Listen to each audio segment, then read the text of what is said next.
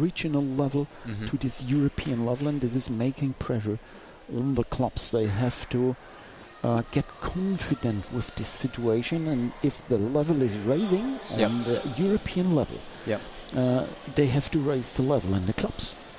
So they have to have all good trainers. They have to have tracks or possibilities to have training sessions during the winter. One of the biggest problems north of the Alps, you're also having winter, so we can't race on the tracks, on the road tracks. You have to go to the gym or race, do indoor racing. So this is one big problem to fill a whole of the season, whole of the year of competitions and trainings with proper work. Coming level, and it's a good thing. I also think at the same time it's not something that should be in the mind of the skaters too much too early, and it doesn't actually help the long-term development. So we talked about it earlier with I think that you also said it now with racing. I think every racing is good racing. The more racing you can get on the level that is good and you enjoy it, it's a great base for improving as a younger skater, and then you can try things and make mistakes and learn from that. But the professionalism mindset, it's also okay. It will come over time, but it shouldn't become too serious too early, if you know what I mean. I even think up in the senior category, it's different from skater to skater, of course, but most people, they don't necessarily perform better by being more serious or so on if they're already too nervous in the racing situations. So it's a lot of things that play into this whole development up through the years, but I think also the mindset of balancing that out also is something that also is coming, but I think that's the next step after the professionalism, is also to realize what it actually means for the long-term sustainable development of a skater. Yes, but therefore you need, I think you're speaking about the professionalism for athletes. I think there should be more professionalism around the athletes. If you compare to other sports, there are paid trainers who can do continuously working, and I don't see this in our sport yet. I think in a small country like Denmark, this is what I grew up in, and I know from us how important it is also to gather within Denmark and do training camps in Denmark, and also to get to these races abroad. It really is a very essential thing if you're not growing up in countries where they have a big enough level to have big clubs and national races where the level is the right for a lot of skaters. Okay, you're talking about Italy. I think it's the only nation in Europe being able to do their own thing. I think they have so many clubs and a lot of tracks they can race on, and there are some regional levels who are much higher than ours, and we see during the World far away and not really connected. So best structures I see for Italy in Europe compared to all the other nations, and so they're getting smaller and smaller and smaller.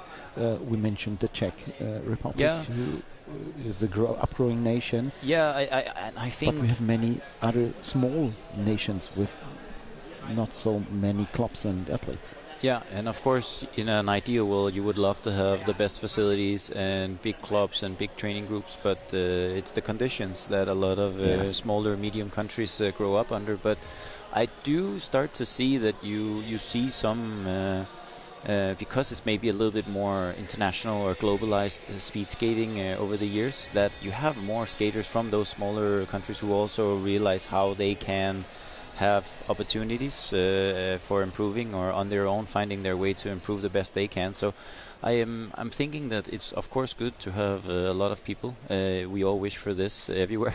But when you can't have this as well, there is somewhat a a strength also we see in some of the smaller and medium-sized countries. If they find a way, we really want to try to do it this way and do it well. You see good American skaters, they also don't have the big training groups necessarily. You see the Czech skaters we mentioned before, I do think they have a system. It's not only individuals, they do have a system, but they're doing something well in terms of development, and new ideas usually come from some of these places where you think we're not going to have the same good conditions for succeeding like they are in the biggest countries, like we see Colombia, or you mentioned Italy in a European setting. These are, and I think we start to see that also from a lot of other medium or smaller countries. Yes, and behind us there's a media team coming to our sport. We are glad to have regional TV. Yeah, this year. I didn't put my hair. I didn't know. Yes, and back into this sprint tournament, we have the best times for Malfois and Silvestre Striegel, not surprising, and we have another favorite in this race. This is Giorgio Gisio Erba, just leading this heat. Yep. Fast Italian. He was Italian super and fast French here, battling on the front. Lagos. Yeah.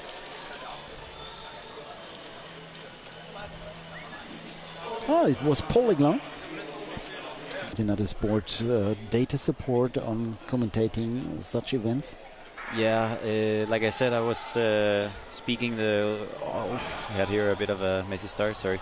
Yeah, like the Winter Olympic Games, I did commentary in 14 and then here in 26, and it's a lot of nice resources you get from IOC, from the ISU, and you have background information of the athletes. You have a bit of background information from the athletes. I think it's something that I miss this in our sport. It wouldn't be impossible to implement by Worldscape. So if you're sitting out there and listening, just you mentioned Worldscape.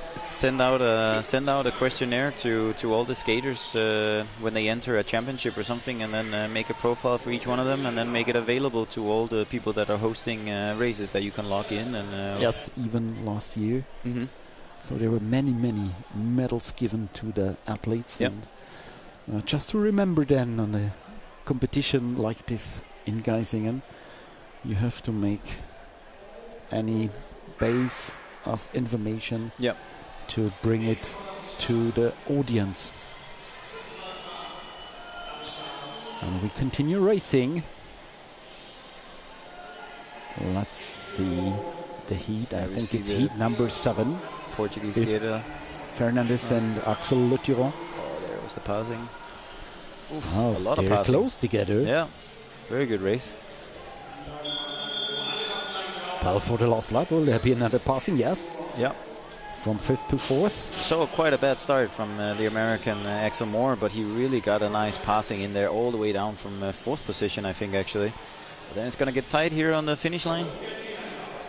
Photo finish, Axel it's the Belgium team. Yeah, it's the Belgium team, exactly like you say. So they're the ones that also can get hired and go around from different international races in Europe. They really are doing a good job. If you hear them working, there are the heats or the races, and if the races at an end, they're talking only by numbers. Yeah. They're exchanging numbers. Yeah. Everyone knows what to do. Yeah. And they're waiting in a known rhythm, what the one is telling or the other. Yeah. And with seconds they have the correct result. Yeah. It's some kind of magic watching them work.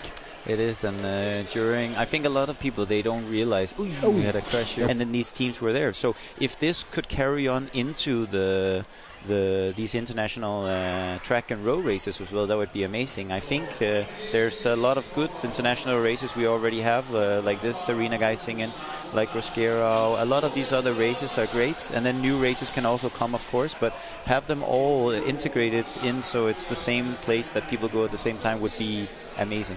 Yes, and I like watching the marathon in Shanghai, also in Lagos. Yeah. It was a really big sport and really good for television. Yeah. I think there is nothing in between inline speed skating, racing, and road races on bicycles. Yep. It's interesting. Exactly. It's a duration of 1 hour and plus minutes. So going to the midfield also for this official announcement, a bit like you see in short track. That's also a thing I like. But yeah, heat number 7, you said, the French skater out for crossing the line for technical disqualification. Yes, it's not that easy to keep away from that line. No. You have to protect this line on the one side, and the other side you are not allowed to cross it. Yep. Only in the first meters, maybe in a certain situation. Exactly. But after that, you must not leave the track. Yeah, and especially here in the apex of the corner, Arena Geisingen is a bit special because it does have this grippy surface all the way in, and the skaters are going to... Striegel, Honesty, Vinod, Sidnich, Breton, Barasoain, Adams, Reynolds, Müller got into the qualified. Peck, Smith, Podlipský, and the 12th skater is Piteira from Portugal. The Portuguese skater with a 43.638. Yeah, so that's the time we're looking for right now. 43.6 is the cutoff line for the top 12. Villain, Briand is leading the pack, followed by Galland. Adams behind them. Teammate of Jacob Melton. Yep. 2 Jacobs from the United States. Right? Yeah, I am actually not sure. It's a parabolic Wismaco track. Yep. So we have 2 tracks in the United States now. Yeah, so it's still impressive, some of the really good American skaters we get, despite only, like you say, just with the 2 tracks now. A new track with a really high quality of coating and good shape and all this. But also here close to Florida has normally been the place where there's been the most the inline scene. Also, if you know some of the big names, also the ones that have went onto ice, like Joey Mantia, or if someone knows like Brittany Bowe and Aaron Jackson, it's all from the Florida area. But you're looking it up now. So the new track also in the Weber's Skateway. Is it also within Florida actually? It's Nation. Yep.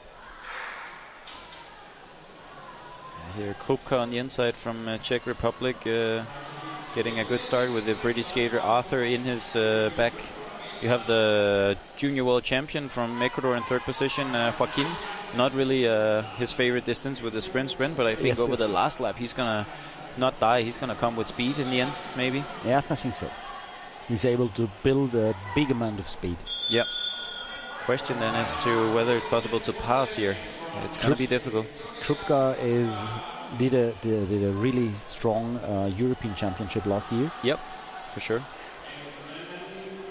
And now it's Loyola trying to tight on the line with these 3 boys, but next one with Carlos Pereira from Darmstadt. Also Niklas Kubik.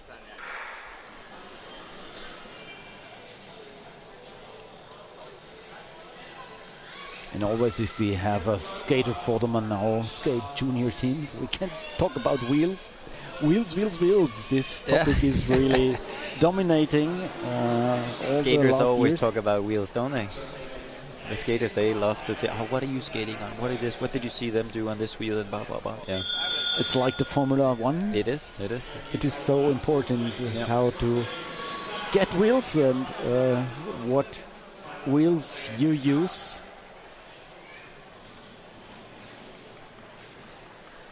The last 2-3 years it was so difficult to get proper wheels. I worked with him during the Europeans in Sanforde, and since then as we meet we're talking together, and he told me, okay, I will come to the live stream later. Yep.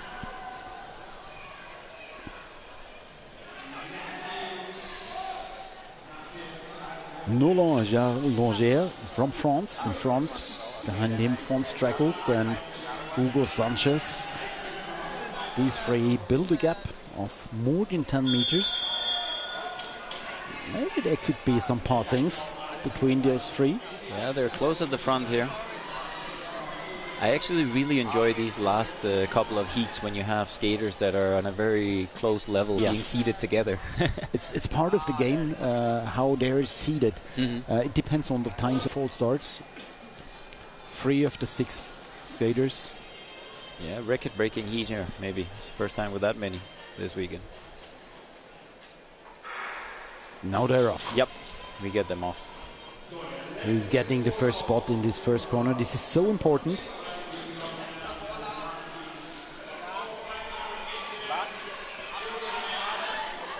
First position for Days Runsberg Lundstedt. Noah Anderson in the 3rd spot so far. And Tommaso Marciucchi between them. You heard the bell for the last lap.